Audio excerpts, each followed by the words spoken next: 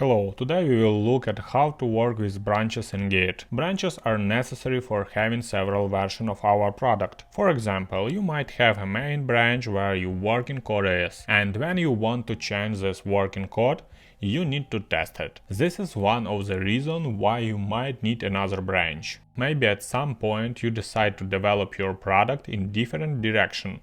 Here too you can use branches. Different projects use branches differently, but whatever project you join, you will have to work with them. Let's move to the terminal. As you can see, we have an empty folder. Let's do a git clone of our repository and experiment with it. Usually before starting to work with a new branch, you need to fetch the latest updates from Git. This is done with the git pull command. I'm not doing this because I just did a git clone. Let's create a new branch. We write git branch and the name of our branch. All our file will be copied from the main branch and we will get a duplicate. We received an error because we need to go into our copied directory to the Git file. As you see, it says we are in the main branch. Here are our files. Let's create a new branch again, this time successfully. Now we need to switch to our branch. We write the git checkout command and the name of the branch. Now, as you can see, we are in the new branch test branch.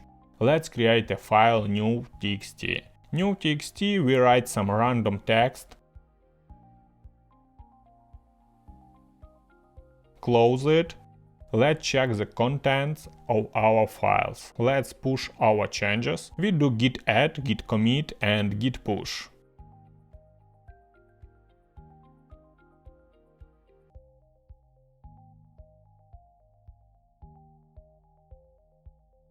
As you see, we received an error. Just copy the specify line and paste it into the terminal.